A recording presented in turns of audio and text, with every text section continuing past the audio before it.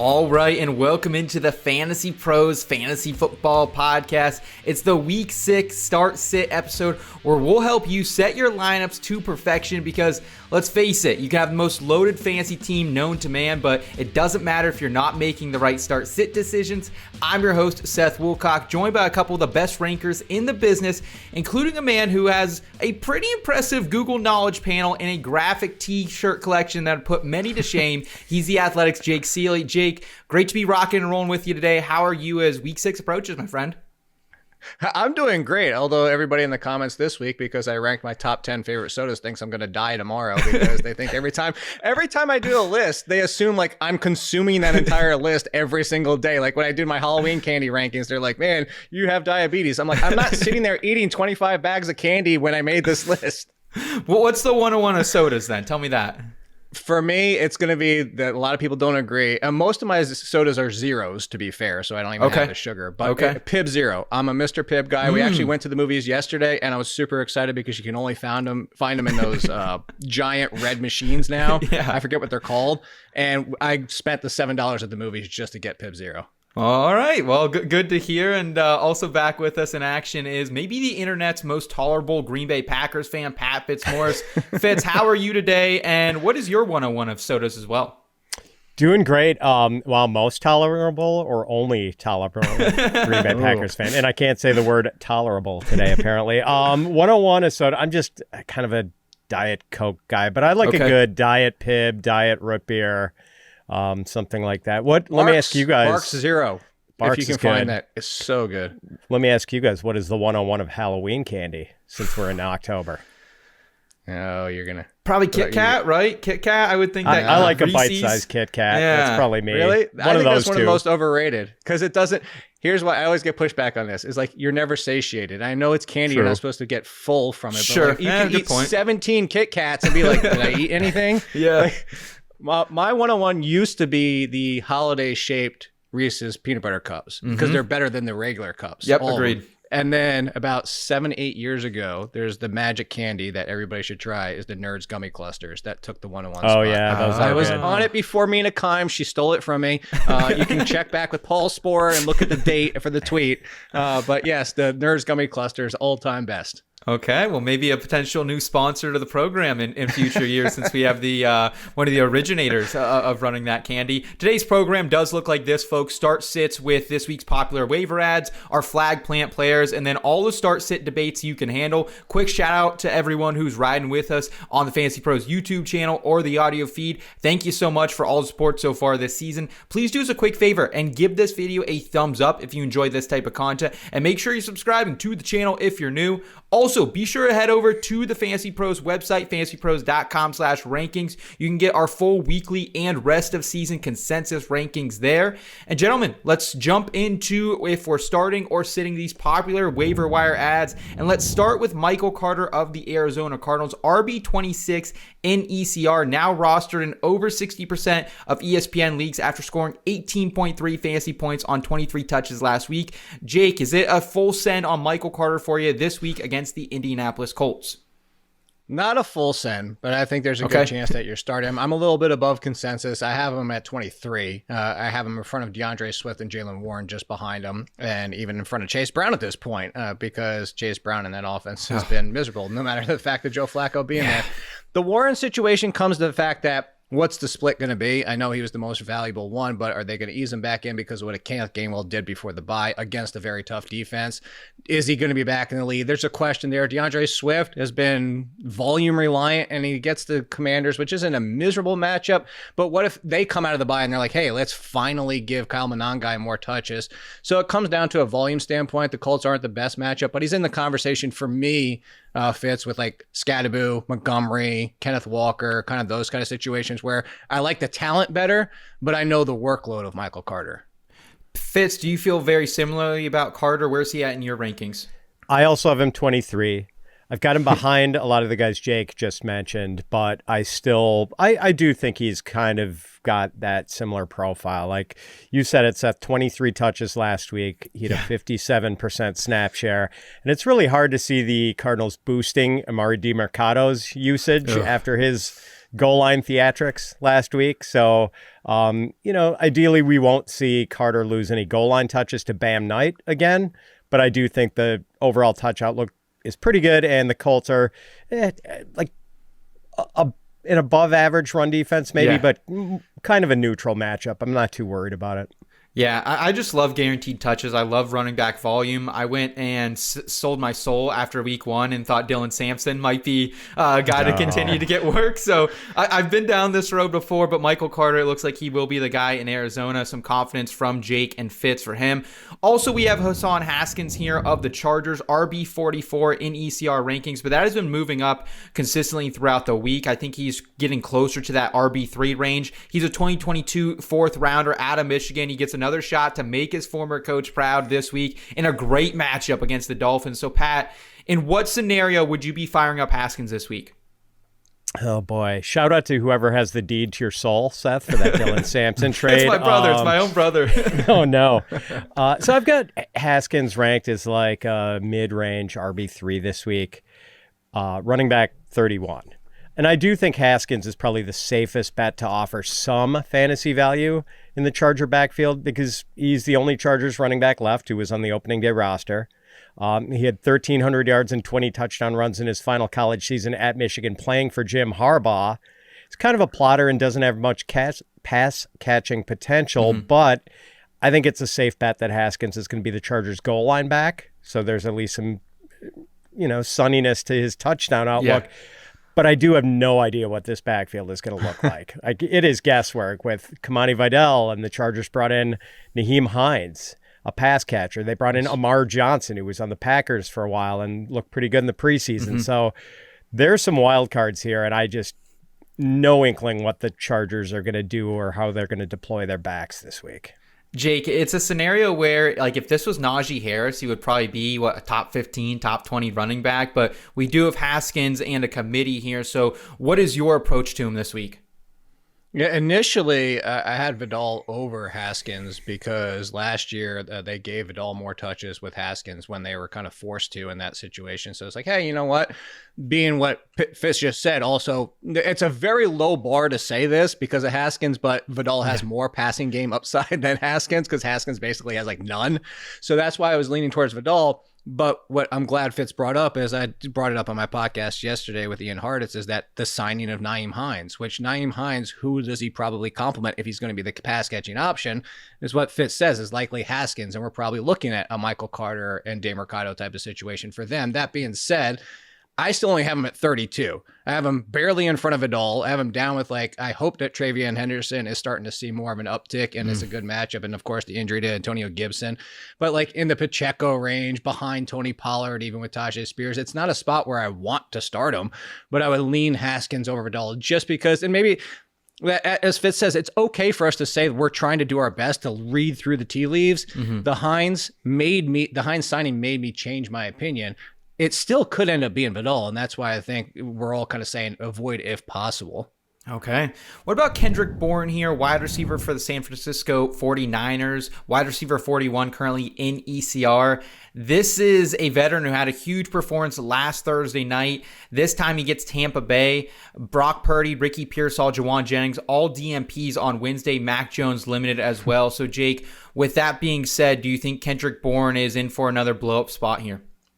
Yeah, for his third 100-yard game since 2022, since the last time that he had one, and now he's got two to his record. Wow. I bring that up to say, I don't think anybody should expect another 100-yard game, although it really comes down to, it's going to be crazy to say, Mac Jones. If Mac Jones is fine, because as you said, he was limited too, it sounds like he should be fine.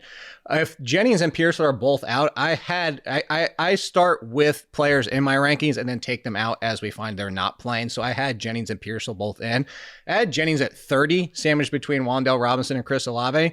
I could probably see just slotting Kendrick Bourne in right there because that's in front of T. Higgins. Okay, cool with Joe Flacco, but he's got the Packers. Calvin Ridley, it's great to see Calvin Ridley finally show up, but I think that Bourne is in the Ridley conversation. I'm not going to put Kendrick Bourne inside the top 20. I think he's going to repeat last week, but I think he's a solid wide receiver 3 if Jennings and Pearsall's both out because it's clearly Mac Jones' favorite target.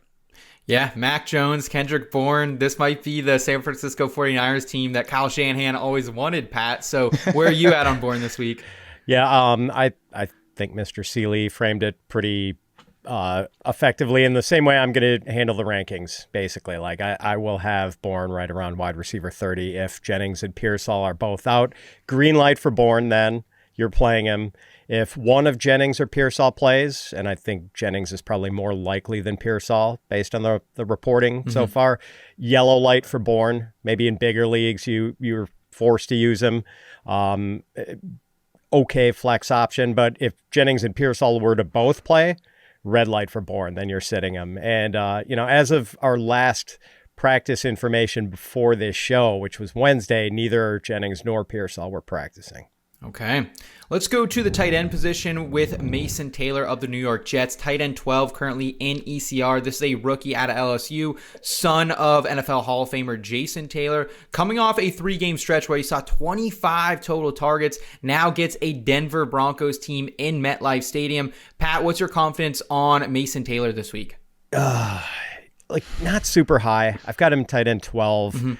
I'd be more enthusiastic if the matchup were better. The Broncos have one of the top defenses in the league. They've allowed the 8th fewest fantasy points to tight ends. I'd also feel better if Taylor had a different quarterback, quite honestly. He has 14 catches and 19 targets over his last 2 games, and he pretty much has become the number 2 passing option in the Jets offense behind Garrett Wilson. But targets from Justin Fields aren't quite as valuable as targets from higher quality passers. Taylor's averaging 6.3 yards per target and 6.3 yards per catch and 8.8. Actually, I don't know if that's right. Sorry. I think it's 6.3 yards per target, which is just sort of okay. Yeah. Jake, how do you feel about Mason Taylor? It's a world where there's not a lot of reliable pass catchers at the tight end position right now. We have seen the volume, but as Pat said, not all volume is great volume. And honestly, if we would have ended that game with 10% of the game still left to play, Justin Fields, Mason Taylor, Garrett Wilson, all would have had miserable days. Like, that's just the fact of that last 10% of the game made all the difference for all of them. And I think that's the biggest point you bring out with Fitz too, is that what he's saying is it's Justin Fields, just the quarterback. If it goes bad, it goes really bad. I'm not even talking about the game he got injured, but going against the Broncos, this could be one of those weeks where Justin Fields throws 140 yards and 0 touchdowns. And if that's the case, everybody struggles, including Mason Taylor. So I'm a little bit more concerned than he is. I have him at 16. I have him behind Theo Johnson, Tonjes, even Njoku now. The fact that Dylan Grable looked at him so much. No, I have Fannin further down. Okay. The problem, Fannin was looking like he was going to be the better option. And then they made the quarterback switch, and maybe it was just a 1-week thing, but I brought this up earlier, and I don't remember if I talked about Joe on the waiver show, but the fact that Fannin's snap percentage dropped all the way to 40%. And I don't know if that's because it's Gabriel's at quarterback and they trust Njoku more in the blocking game, which obviously you still want him running routes, but he also wasn't running as many routes because he wasn't on the field as much. Maybe it's a 1-week thing, but I want to see Fannin get his tick back up before I put him back in my lineup at tight end. I have him 1 spot behind Taylor, just to be clear. Okay. But, Tonjes, Njoku, Ertz, even coming off the 0, those are names I would start in front of Mason Taylor, but he's in the same tier of player if you really still want to use him. Okay. Yeah, I got to correct myself, Seth. I've got Mason Taylor ranked 15th. Okay. Because Jake mentioned that when he mentioned that he's got Theo Johnson ranked, I'm like, wait, I thought I had Theo Johnson ranked ahead of Taylor. I do. I've got Darren Waller, Zach Ertz, and Theo Johnson as the 3 guys ranked immediately above Taylor and Fannin directly below. Tight end is such a fun position. We have these, rookies, young, promising players like Theo Johnson, Mason Taylor, then the old wily vets and Zach Ertz and Darren Waller still out there running up people. So great to see that. Before we keep it moving, I would like to shout out our presenting sponsor, Hard Rock Bet. The Hard Rock Bet Sportsbook app is clean, easy to use, and also packed with trends, insights, and odds, so you can make any day game day.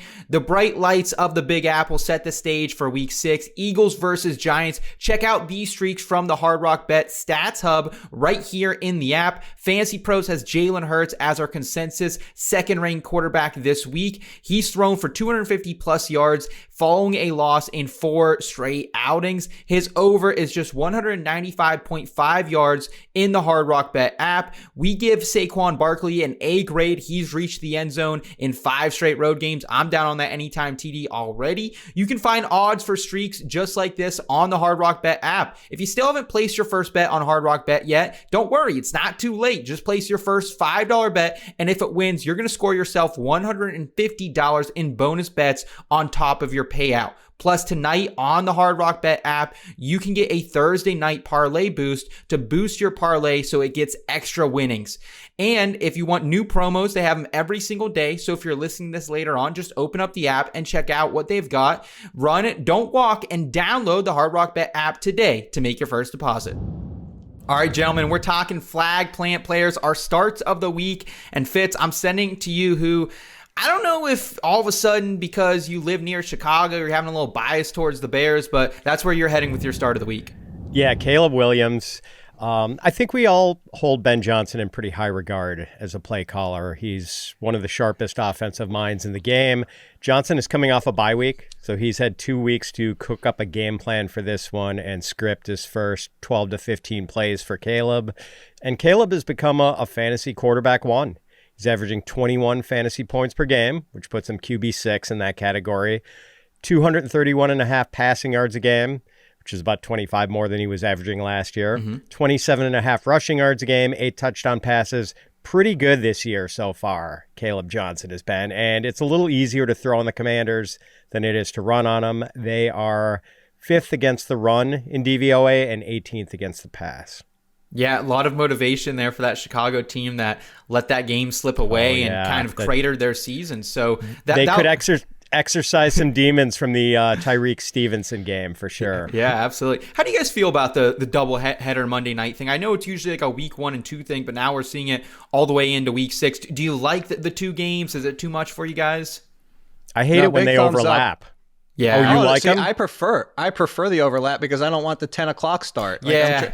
You're an East Coast guy. I went to bed in the fourth sure. quarter of the Raiders game. Like I had to get up the next morning. Fitz, you have the kids out of the house though, so you can put another TV above your other TV. That's what I have going on right now. So that's true. So yeah, I mean, I don't like the overlapping games so much on Monday night. I'd love to just dial into one game. I understand. It is a lot. I can certainly get behind that. And Jake, for your start of the week, your flag plant, you're going to New York, but one of the opposing players this week.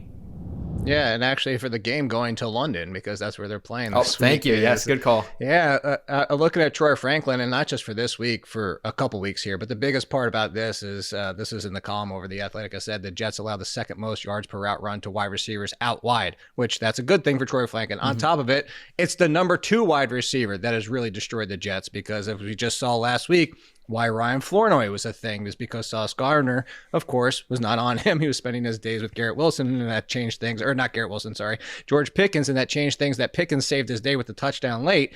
But you're looking at the number 2s this entire year against the Jets. Franklin has been running as the 2 despite the fact that Marvin Mims still scores touchdowns. He's still only out there 40-50% of the time. Franklin is the true 2. And I think this is the week where it's finally going to pay off. You know, Franklin had that one big game, and he's been kind of outside of that. But I think that game this week against the Jets, and then, oh, by the way, who does he follow it up with? The Giants and the Cowboys. You're about to get the best 3-game stretch for Franklin, and obviously Cortland Sutton. If you're hoping that Bo Nix makes the turnaround, if you want to buy low on the quarterback, just to throw that out there, it's the best 3-game stretch you can find for wide receivers right now, and that being Bo Nix is this with the Jets and then the Giants and Dallas Cowboys. Yeah, might be a sneaky play in DFS lineups. Also, potentially some prop bets that you can target Troy Franklin in as well. So, like that call from you, Jake. Let's get into our start-sit debates. And I want to start at the running back position with a battle of probably the 2 most mid running backs this season so far. Tony Pollard of the Titans, Chase Brown of the Bengals. Pollard, RB27 in ECR, averaging 11.3 points per game on the road to face the Raiders. Brown, RB28 in ECR, averaging just under 10 points per game, and now gets Joe Flacco under center for a trip to Lambeau. So, Pat, I know you have some stakes in one of these games. Who would you prefer to start this week, Pollard or Chase Brown? Pollard. He is the better matchup. The Raiders have allowed the 10th most fantasy points to running backs. The Packers have allowed the 4th fewest. to running backs. And I think Pollard has a slightly better offensive line, maybe more than slightly. The Bengals rank dead last in the league in the run blocking metric adjusted line yards, and PFF gives the Bengals the worst run blocking grade in the league. Whereas the Titans are sort of middle of the pack in both adjusted line yards and PFF run blocking grade. So Chase Brown is averaging 2.5 yards per carry. I'm Team Pollard here. Okay. Jake, are you also with Tony Pollard? I have him in a ton of leagues. I thought this was going to be potentially a great spot for him, especially early in the season. No Tyjae Spears starting out. Hasn't looked that way so far, though. Yeah, I think this is going to come down to maybe it's a bias here, and I hate Tony Pollard just because I reeled against people drafting him this year because, as Fitz will remember, we did some of these shows, and I was like, he was RB24 in points per game with all of the touches last year until late in the season, and then Tyjae Spears came in, and he was even worse, and that's what it was this year. He wasn't even RB24 before Spears came back. He was RB28 in points per game before Spears came back, and that's where I go with Tony Pollard. If you want to start him, let me say this. 100% the floor is with Tony Pollard. Yes. But when it comes to this range, I actually have Chase Brown a few spots higher. I don't think it's a Joe Flacco effect. I just think he's still getting all the volume. And maybe the Packers, yes, are the more worrisome defense, but maybe they get a spark going by Flacco. Maybe the offense just does a few things better. I don't think that Flacco's played any better than Jake Browning this year, to be clear. Like, you can go watch. He hasn't looked better than Browning. So it could be the same offense, but just because I think the higher ceilings with Chase Brown, I have him 2 spots in front of Tony Pollard. But if you want to play the floor, like you said, 100% the floor is with Tony Pollard still. Okay, let's get some more running backs, and let's target some overlooked starters for their own team. Jaylen Warren of the Steelers, Ramondre Stevenson of the Patriots. Warren back healthy as the ECR RB23, averaging almost 15 points per game. He's going up against the Browns in Acashire Stadium down there on the North Shore. And then Stevenson, ECR RB29, 10.1 fantasy points per game at New Orleans. This guy keeps fumbling, but it doesn't matter here, Jake. He just continues to get the work from Mike Vrabel and company. I mean, love something as much as Mike Vrabel loves Ramondre Stevenson. That's just, I mean, Trevor and Henderson got a little bit more work last week. He was getting some of the touches. It just wasn't as effective as Stevenson in that game, despite what we see from Henderson as the abilities. We would think that it should be there. It's going to come. And I would be patient with Henderson. And if it wasn't for the matchups, this would be a huge bat. Like, I would have Jaylen Warren way ahead of Stevenson, but because the matchups, he gets Cleveland. Again, I brought up earlier the first game back for Warren, and it's been the bye week, and Kenneth Gainwell looked really good against the Vikings. So I think that I would still lean slightly Warren because we're talking about 2 split backfields. And I'm going to take the talent I believe in more, even though it's the tougher matchup. But if you want to argue Stevenson, I'm not going to hate you for it. And this is another one. I have Warren at 25 and Stevenson at 27. I'm just going to go with the running back that's looked better overall, even though the fact that Stevenson just continues to churn out stuff because he can't. Vrabel loves him. That's what I keep going back to. Pat, what do you think here on these 2 RBs? I'm pretty much right with Jake on this one. Like, I have Warren ranked 1 spot higher, and I'm not at all sure that's the right call. The profiles are pretty similar. Warren and Stevenson are both the 1A guys in unpredictable backfields. They both had a little bit of value as pass catchers. Like, we probably don't give Ramondre enough credit as a pass catcher, but he has 13 receptions already. He's on a 40-catch pace. And Ramondre does have the much softer matchup this week against the Saints versus, Jaylen Warren getting the Browns, one of the best run defenses in the league. But if you are a Ramondre Stevenson stakeholder, this fumbling problem is terrifying. Like, he lost another one last week. He's lost 3 in the last 3 games. He fumbled 7 times last season, lost 3 of them. And you've got 18 more, and then Henderson's getting his call. That's true. I mean, we keep waiting for him to get thrown into fumble jail, and it hasn't happened. And man, especially with the guy's talent as Travion Henderson behind him, like Stevenson, and we keep saying it, and it doesn't happen, but Stevenson might be 1 fumble away from a benching, or at the very least a greatly diminished role. And I don't know, maybe the season-ending injury to Antonio Gibson gives Stevenson like a little bit more protection. But man, 3 fumbles in 3 games. Like, ultimately, I have to go with Warren here simply because he doesn't have the sword of Damocles hanging over his head the way Ramondre does. Yeah, it's a good point. I'm really looking forward to that Steelers game, man. Like, I know Steelers-Browns not like a sexy matchup or anything, but being from this side of the state, It is one that everyone gets up for because you're usually either a Browns or a Steelers fan, and everyone meets together down there on the shore. So looking forward to that one greatly there on 1 o'clock on Sunday. Let's go to the wide receiver position. Jakobi Meyers against Zay Flowers is the first debate. Jacoby's early season target volume looked really strong, starting to slowly slip away though, leaving him as the ECR wide receiver 26, averaging 10.6 points per game. He's going up against the Titans. And then Zay Flower, he has only had one game under 70 receiving yards this season. Even last week with Cooper Rush at quarterback, Flowers currently the ECR wide receiver 28 after being limited this week though in practice, averaging 14.6 points per game. So Pat, do you have an early lean between these two wide receivers? I do, and it's toward Meyers. And wow. Yeah, I know. And it's like, it's been trending downward, 30 and 32 receiving yards his last two games. He was actually my flag plant on the show last week. And yes. I was trying to plant that flag in granite, apparently. I figured he was going to have a big day with Brock Bowers out. And he had 4 catches for 32 yards on 6 targets against the Colts. Albert O had as many targets as Jakobi Meyers did for the Raiders. So, I mean, I would have to imagine Jakobi Meyers is a little busier this week against the Titans. I don't want to invest in the Baltimore passing game if I can help it, assuming Lamar Jackson remains out for one more week and then comes back after the Ravens bye. Flowers had 5 targets last week, and to his credit, he caught all of them for 72 yards. But man, I don't want to bet on a repeat of that with Cooper Rush at quarterback for the Ravens. And plus, I think Zay Flowers is dealing with a shoulder issue right now. So I'm just taking Meyers here. Alberto, insert like the Obi-Wan Kenobi gif. I haven't heard that name in a long time. Jake, where do you lean on Flowers versus Meyers? Because as Fitz points out, Flowers really made the most of his opportunity. One of those catches being just an absolute long gainer that almost went for a touchdown.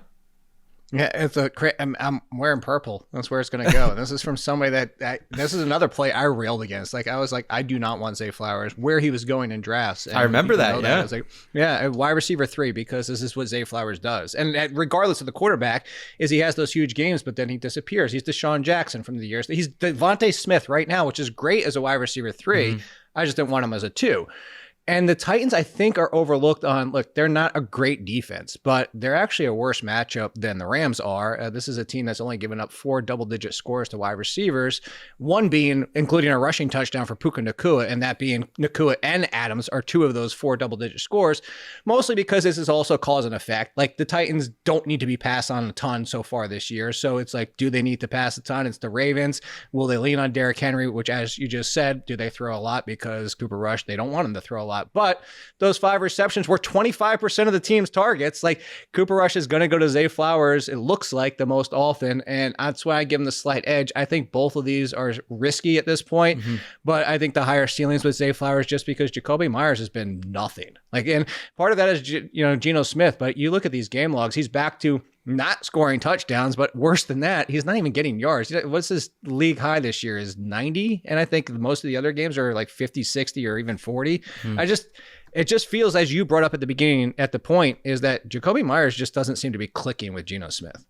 Yeah, it's disappointing. I was expecting some bigger things from Meyers. Let's get into one more wide receiver debate here. Calvin Ridley of the Titans against Wan'Dale Robinson of the Giants.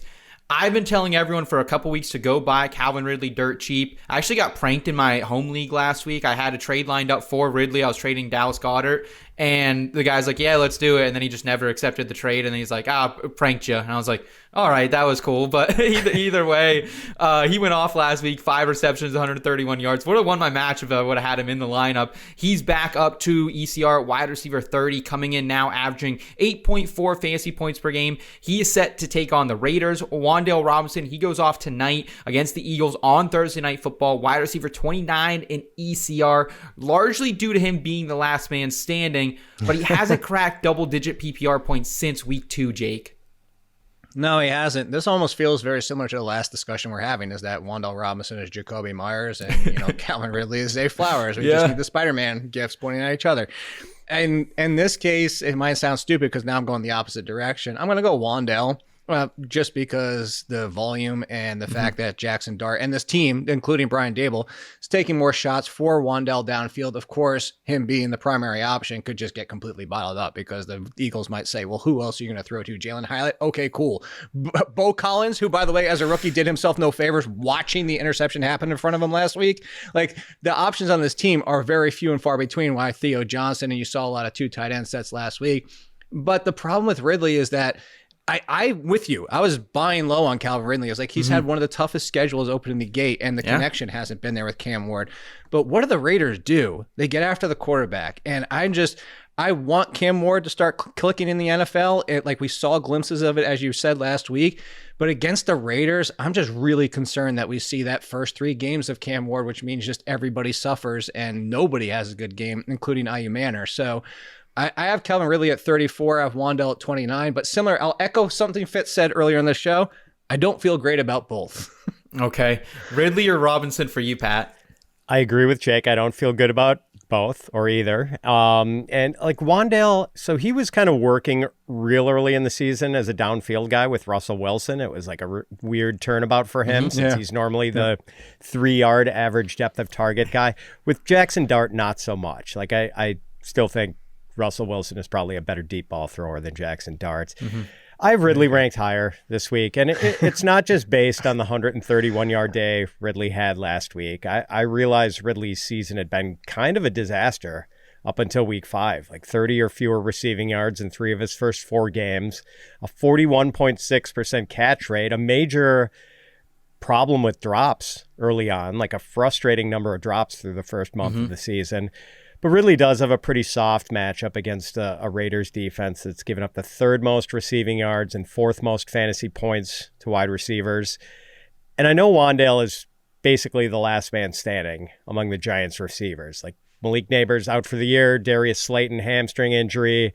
Top 3 healthy receivers for the Giants against the Eagles are going to be Wan'Dale, Jalen Hyatt, who hasn't done anything in the NFL yet, and Bo Collins. I think the only other receiver they currently have on the roster is Gunnar Olszewski. Oh, no. So it's basically Wan'Dale and the 2 tight ends, Theo Johnson and Daniel Bellinger. I don't have any faith in Jackson Dart and the Giants passing game against a good Eagles defense. And Wan'Dale is probably going to get a lot of face time with Cooper DeJean, who's excellent. So it's a really tough matchup. I want Ridley here. Okay. My favorite bet of the night, Bo Collins over 1.5 receptions. It's going off right around like minus 130. It's a DGen bet, but I did like Bo Collins last year at Notre Dame. He made some splash plays. So hopefully we see that again. Say, splash plays, you might go to the opposite direction. You take under one catch for like 30 yards and then go over in the yards. I thought about that. I even thought about parlaying them together, but I was like, I don't know. I don't know how we'll feel about it. Last Man Standing. Isn't that like a new Tim Allen TV show or something? Any good? Have you seen that? That's the one before the one that he's on now. Yeah, I watched the first couple seasons. It was okay. If you like Tim Allen, like he's got a new car one that we watched a few episodes and like this is rough. I miss what was Home Improvement back in the day? Home Improvement? Yeah, that was good stuff. Before the oldest kid ended up in jail or whatever, it was one of those kids ended up in a lot of legal trouble. Add it to the list. Pat, are you a Tim Allen guy? Not really, honestly. Really? I was not a Home Improvement guy. The Santa Claus? The kids like the Santa Claus at all? I don't think they ever saw it. Wow, I think we missed that one. Yeah, that is injustice. You hate Toy Story too? No.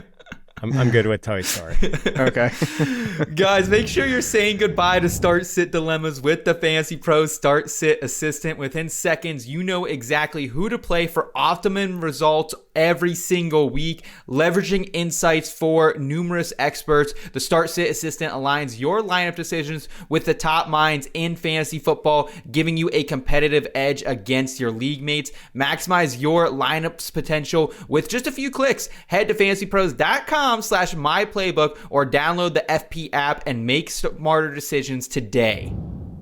Let's get some rapid fire start-sit decisions, and let's start at running back with Kareem Hunt, ECR running back 32 against Detroit, and then also Zach Charbonnet, who is going up against the Jacksonville Jaguars, currently RB 31. Jake, do you have a lean here between Hunt and Charbonnet? Barely Hunt, just because similar to Charbonnet, he's getting the goal line work, but it's the consistency of that goal line work where it could be Kenneth Walker. He has been sprinkled in more, seemingly so, than Pacheco has. And then also, if I'm going to go for the shootout type of a game, where hopefully that helps things, Detroit, Kansas City over Jacksonville, Seattle. Okay, Pat, are you also rolling with Kareem Hunt in this one? I'm going to go with Charbs. Okay. It's really close. We're going to agree on one of these. It's really close. I mean, the profiles are similar. They're both touchdown-dependent committee backs who basically get much of their fantasy value from being their team's respective goal line guys. They're both averaging about 8.5 fantasy points a game and half-point PPR. I'm taking Charbonnet because his matchup against the Jaguars is maybe a little softer than Hunt's matchup against the Lions, and because the Seahawks are the run-heaviest team in the league. They're running the ball on half of their offensive snaps. Okay. All right. Let's go to wide receiver. Jameson Williams, ECR wide receiver 34, going up against Kansas City in that same matchup. Or T. Higgins against Pat's Green Bay Packers, wide receiver 36 in ECR. Pat, where are you going here between Williams and Higgins? JMO. I just trust Jared Goff a lot more than I trust Joe Flacco. And the over-under on Goff's passing yardage at Hard Rock Bet, 238.5 yards. Flacco is at 210.5, and I would contend that's a pretty optimistic over-under number for Flacco. So I know Jameson Williams' output has been disappointing. Just 11 catches in his first 5 games. But he is averaging 20.3 yards per catch and 10.6 yards per target. So this is a guy who doesn't necessarily need heavy target volume to have a substantial impact because of his big play potential. Jake, I said it this week earlier on a program that I would be inclined to take this opportunity to move T. Higgins if there's any sort of buzz going around him or Jamar Chase in their league, because Pat, you kind of said it last week. Like, I just don't know if this line can hold up to help a 40-year-old Joe Flacco have enough time to get T. Higgins down the field, who's top 20 in ADOT right now. And this Green Bay Packers secondary, Jake, been a lot better than I think everyone thought they would be after moving off Jair Alexander in the offseason. Yeah, I don't think either matchup is honestly great. You look at what the Chiefs have done this year, and they've really locked down wide receivers in general. And the one area where they seem to give up some is more the slot, or at least short to intermediate field area. So that's why, I mean, this is one where I don't want to start either. I really don't. Okay. And the only reason I give a slight lean to T. Higgins, and that's why I laughed before because we're disagreeing again, is I actually think Jameson Williams is a terrific buy low. I mentioned that to quite a few people because everything that Fitz said, and he's actually he's one of the top 5 in the league in air yards per target. Like, it's their downfield opportunities. Everything is still there for him. It's just not clicking, as Fitz said. I don't know if it clicks this week against the Chiefs. And yeah, there's the shootout potential. And this isn't like the Jared Goff is outdoors. Like, we've seen Jared Goff. That's 4 years ago, Jared Goff. That's not a thing anymore. But it just comes down to, okay, Joe Flacco's looked, I said it earlier, he hasn't looked much better than Jake Browning, if better at all. The one area where he is better than Jake Browning is on target throws. But maybe we get to the point where the defense is not going to stop the Packers. So maybe we get to a situation where Flacco has to throw 40 times, and that just clicks for T. Higgins, where it's going to be volume of targets that I'm playing Higgins over volume of targets for Jameson Williams. It's a very slim margin. I really don't want to start either this week, but that's why I disagree with Fitz, but it's not like I'm like, oh my God, Fitz, you're completely wrong. Like, I don't love either one of them this week. We are a house divided today. I like it. Let's go to some flex debates here. DeAndre Swift, ECR running back 21 against Washington. BTJ, Brian Thomas Jr., wide receiver 22 against Seattle. Jake, do you have a lead here between someone in BTJ that's been relatively disappointing this season and Swift, who just continues to be steady Eddie right there in Chicago? Yeah, I have Swift 2 spots in front of Brian Thomas. So there's how big my lean is. Okay. But I do like Brian Thomas if you're shooting for ceiling, because I watching that game last week, I wonder if the wrist issue has been a thing and it's getting healthier. That game with Brian Thomas and Trevor Lawrence looked better than any of the games before that. It's not Brian Thomas from last year, let's be clear. But also the Seahawks defense is losing a lot of pieces right now, similar to the Cardinals. Like, this isn't the Seahawks defense of the first 2 weeks where you're like, oh my gosh, this is something to worry about. They've lost quite a few pieces, especially in the secondary, that's why if I'm going ceiling, it's Brian Thomas. And also because I do think we've seen this before, coming out of the bye, the rookie running back gets more opportunities finally. We're all hoping from a non-guy because Swift has basically just been volume reliant. On the flip side, if Swift comes out in this game and out of the bye gets another 18 plus touches and maybe actually looks good in this matchup against the Commanders, you might have just missed your buy low window. I'm not saying like go get Swift, but nobody wants him. Like you can buy Swift for like bottom basement RB3 cost because nobody wants him, even the people who have him. Yeah, probably a pack of cigarettes and a cheap sixer would get it done there, Pat. Do you have a lean here between Swift and BTJ? Yeah, I mean, technically I'm on the opposite side of Jake again with BTJ, but not really based on some of the things Jake is saying. Like, I know it hasn't been a dream start for BTJ, but he did have 80 yards last week against the Chiefs, and even though he hasn't totally clicked with Trevor Lawrence, like, we know Brian Thomas Jr. is good. Like, I just refuse to believe a 1,200-yard, 10-touchdown rookie season was a complete mirage. Meanwhile, you've got DeAndre Swift averaging negative 0.39 rushing yards over expected per carry. According to NFL Next Gen stats, that's 9th worst among qualifying running backs. And last season, he was at negative 0.69 yards rushing yards over expected per carry, worst in the league. And I don't love the rushing yards over expected per carry stat because it's impossible to calculate all the variables that weigh into what's truly expected on any single carry.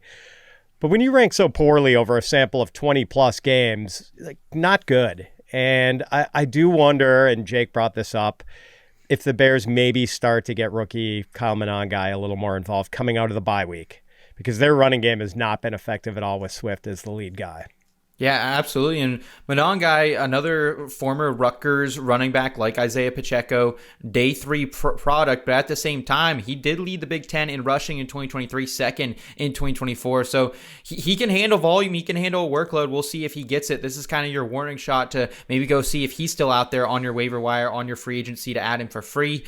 Let's get to a couple more flex debates, starting with Old Steady David Montgomery, ECR running back 26 against the Kansas City Chiefs, and then DJ Moore, wide receiver 30 at Washington. Fitz, do you have a lean between Monty and DJ Moore this week? I'll go with Monty. I know the Chiefs are generally a tough matchup for running backs, although maybe not so much this year. Like, they're middle of the pack in fantasy points allowed to running backs.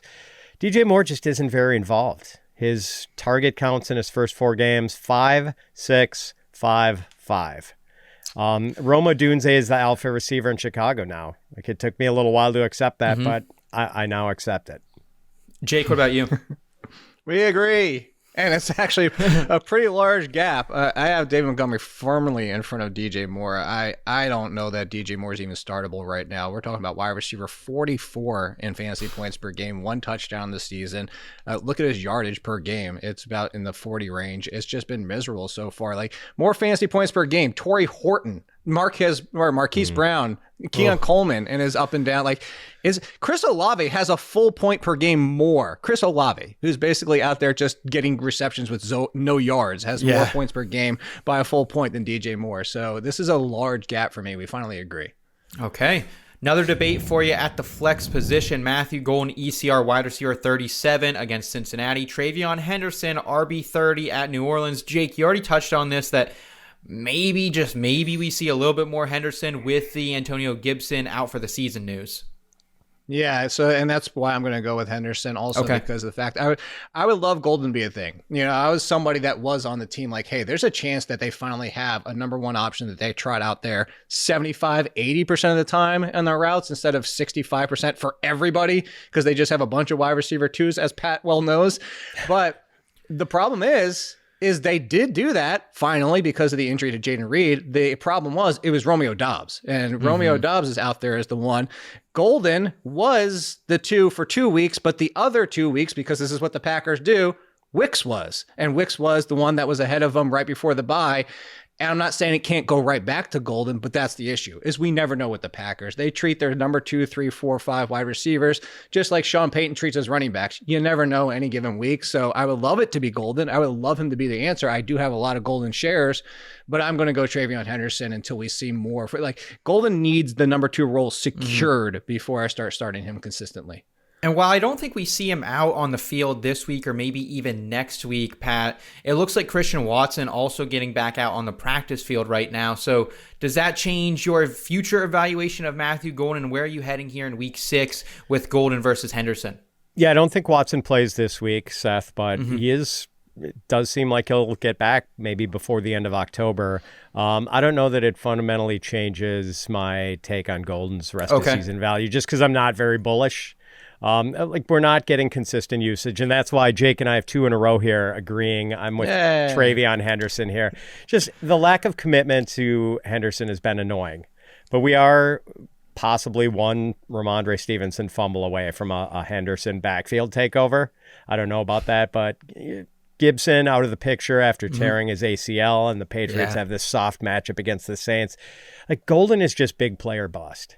He had his most involved game of the season right before the Packers went on bye. 5 catches for 58 yards against the Cowboys on a season-high 6 targets, but Golden only played 59% of the offensive snaps in that game. And the Packers didn't have Jaden Reed. And yet Golden has played less than 60% of the offensive snaps in all but one game this season. So the usage outlook for both of these guys is pretty murky, but I'll take Henderson here.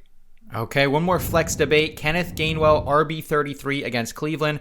And Travis Hunter, wide receiver 49 against Seattle. I'm going to keep pushing the Travis Hunter buy low narrative here on the FP channel. Like, this is a guy getting a little bit more involved. It's still sketchy at times, but did run his first route in a 2 wide receiver set on Monday night, Jake. Yeah, we heard it too. Like, they're going to get more downfield threats. He just had his best game for wide receiver 48. We all want it to happen. I know everybody who drafted him as their second or even third wide receiver, or like, just this is the worst thing in the world right now. But why the Jaguars have to do it? Like, they just have production across the board and mostly out of the backfield. We all want it. We see the game last week proved the upside of what Hunter is. And we all went into this think like, the Jaguars are telling us they're going to treat him 95% of the time as a wide receiver. Well, even as the 95%, you just brought it up. It was the first time we really saw him in 2 wide and not only 3 wide and not only out of the slot. So I would love for it to happen, but until we actually see it, we can talk all we want, coaches, that being. And I want to see it on the field. And in that case, I'm not going with Hunter. I'm going with Gainwell. I just bring it up before in the show. Gainwell looked great against the Vikings. Even if that backfield is a 50-50 split, at least I know I'm getting 10, 12, maybe even 14 touches from Gainwell. You're not even going to get half that in targets for Travis Hunter. So that's the issue. Did you not learn anything from the Santa Claus, Jake? You don't always have to see it to believe it, right? So I'm here with Travis Hunter. What about you, Pat? Love the reference. So yeah, we're going to gang up on you here, Seth. Sorry. I have to go with Gainwell. Like, you have to figure he's going to get at least a 30 or 40% snap share after how well he played against the Vikings in Ireland a couple of weeks ago when Warren was out. And I know the matchup against Cleveland is tough, but 30 or 40% at minimum of the backfield touches with a team like the Steelers that runs so much of the offense through its running backs, not bad. And Travis Hunter hit a 67.2% snap share in his last game. And I wonder if that is the peak for him. It's just De'Ami Brown back now for the Jaguars. Hunter has seen 2, 5, and 3 targets in his last 3 games. And like, I know the Seattle secondary is banged up. It's still not an easy matchup. I'm just, no thanks. Okay. All right. Let's go to the quarterback position here, where we have Mr. Consistent Sam Darnold, ECR QB 16 against Jacksonville. And then Bryce Young, quarterback 19 in the rankings, in the holy grail matchup that is the Dallas Cowboys. Pat, do you have a lean here between Darnold and Young? I'm going with Darnold. He's been excellent this year, leading the league in yards per pass attempt at 9.3 yards. Wow. He has nine touchdown passes. The only drawback with Darnold is that the Seahawks have been the run-heaviest team in the league, and he's only averaging 26.8 pass attempts per game. But on the other hand, that run heaviness boosts the effectiveness of play action, makes Darnold more efficient. So I can live with the lower passing volume. Man, I am trying to stay patient with Bryce Young, Seth, like from a dynasty standpoint, but I am starting to wonder if he is destined to be a backup quarterback. Like, he is averaging 5.5 yards per attempt this season, which is terrible. And in fairness, I know Teteroa McMillan is really the only credible pass catcher he has right now. And maybe it would help if Jalen Coker comes off IR this week. But like, even in a great matchup against the Cowboys, I can't play Young over Darnold. I think a lot of people owe Sam Darnold an apology. You know, everyone was off JSN this offseason. Everyone was off Darnold and really most of these Seattle pass catchers. But he's been really good, Jake. So do you lean Darnold here over Young as well? Yeah, so first, let me rectify one thing. I was not off JSN. I was called Thank you. too high I on appreciate JSN, that. so make that clear. I wasn't that high on Sam Darnold, though. I didn't even have him inside my top 20. Right now, he's inside. He's like QB, I think 15 or 16 in points per game, somewhere around there. But that's a very large group. But all that being said, I have Sam Darnold at 17. I have Bryce Young at 20, even going against the Cowboys. Like, it's stop the presses here. We're just on a roll of agreement between Fitz and I here. It comes down to the Jaguars matchup isn't that much worse than, or I guess worse for quarterbacks, better in general, whichever way you want to skew that. But it's not like, the Jaguars are fearsome right now. And, everybody wants to start their players against the Cowboys. And maybe it finally clicks for Bryce Young. But to be fair, I agree with Fitz. We have not seen last season's late season Bryce Young. This is early season, the first half of last season, Bryce Young. And we've seen maybe 3 throws I can count probably on one hand of the course of the first couple of weeks that I've been like, oh, there's a glimmer for Bryce Young. And then the other 90% of the game, I'm like, well, there's the old Bryce Young. So I'm going with Sam Darnold. Okay. All right. I'm looking forward to that Jacksonville-Seattle matchup. I think that'll be a really fun one. Also, said no one ever. Said no. Let's go to tight end here. Dave Njoku, ECR tight end 10 against Pittsburgh, and then Kyle Pitts, tight end 13 against Buffalo. Jake, do you have a lead here between 2 former first-round picks at the tight end position? Man, if this was 2 weeks in a row of seeing that usage for Njoku over Fannin with Dylan Gabriel, I would say Njoku, but I can't yet. Pittsburgh, decent. Pittsburgh's also had essentially 2 weeks to prepare. They knew Dylan Gabriel was starting at quarterback at this point, which is Pittsburgh against a rookie quarterback in Pittsburgh against a divisional opponent. The problem is I hate this matchup for Kyle Pitts. This is one of the worst matchups you can find for tight ends. They have shut down, and it's not like they faced like the Hell's Bells. That's what's making things up. Murderer's Row. I don't know where I was going with that. Murderer's Row of tight ends. But Kyle Pitts, I'll give him credit for what the Falcons are doing this year. It's not like Kyle Pitts is a better separator. He's still not good at separator. They're using like a power forward. They're throwing him into coverage, and if you watch, he kind of rolls off corners, rolls off defenders. He breaks off, and it's not like he's a great route runner, but they're using his strength. But it's the Bills, and I'm super concerned about it. All that being said, I have Pitts still at 11, but I have Njoku at 13. It would be such a bigger gap if it wasn't for the Bills matchup. Yeah, Pat. So we have Njoku versus Pitts. Which end are you on? Man, I think this one is a coin flip, like a true coin flip. I have Njoku ranked 1 spot higher, and if you force me to make a call, I would probably take Njoku. Okay. The streak is over, Jake. I'm sorry. But like Njoku had his best game of the season in Dylan Gabriel's first start for the Browns. 6 catches, 67 yards, and a touchdown on 9 targets. Dylan Gabriel targeted his tight ends 13 times last week and his wide receivers 10 times.